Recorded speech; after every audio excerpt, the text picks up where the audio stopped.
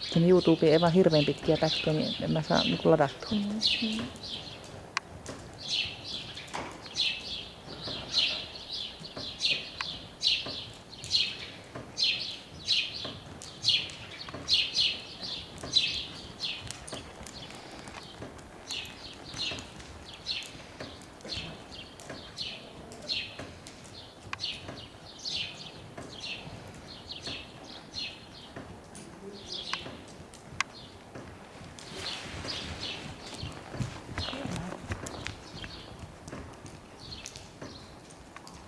Ei tässä mene pitkään, mulla on vielä yksi asia, mutta en mitään.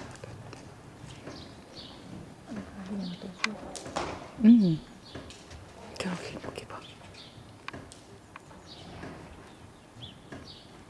Ja nyt on hirmu kiva, kun on kato 2 kuskia, jotka voi mennä. Itse en näe sillä lailla ratsasta, enkä minä näen. Kun saa rallan, ehkä minä pystyisin ratsastamaankin, mutta en mä aio niin vaikea mulle. Niin. Kun ei ole vuosikausiin kato ratsastanut.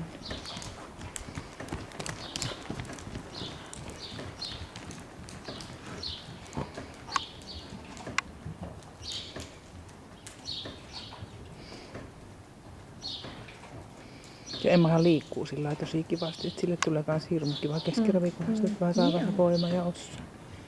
Tähän on just tämmönen niinku pikkusievä. Mut silleen vähän niinku letkeesti tai niinku Niin. silleen mukavasti. Joo, kyllä.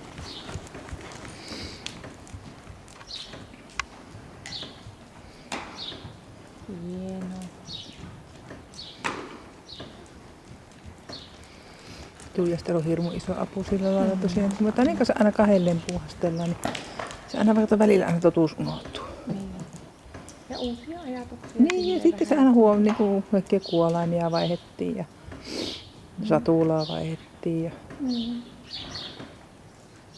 Ja Tuija ratsastaa, niin totta kai Tanjakin, mutta että on tosi kiva, että Tuija Niin on. niin kevyesti. Niin on.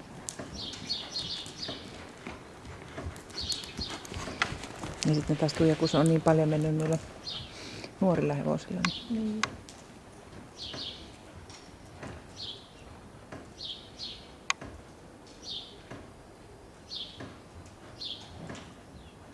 Tuijalle aivan huippua, että saa paljon erilaisia hevosia ratsastaa. No.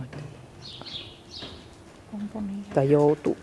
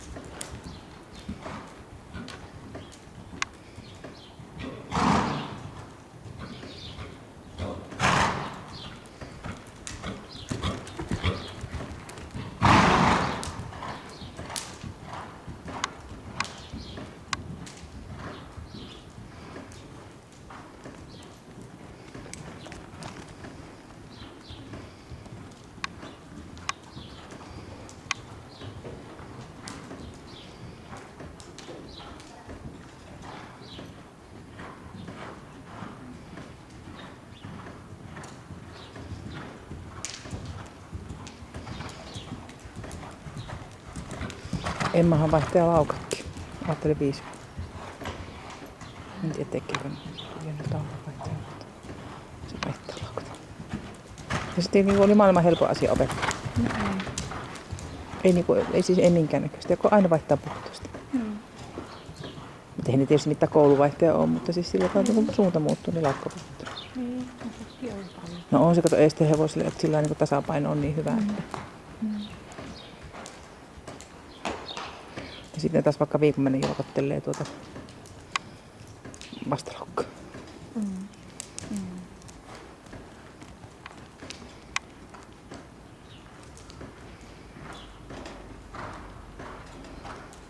Harri Einin kysyi, no mitenkä sinä oikein osaat?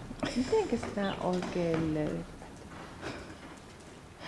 Ai siellä niinku paikan päällä. Niin. Sanoit, että sulla on hyvä kuule kuski siellä. Niinpä, että nyt tuossa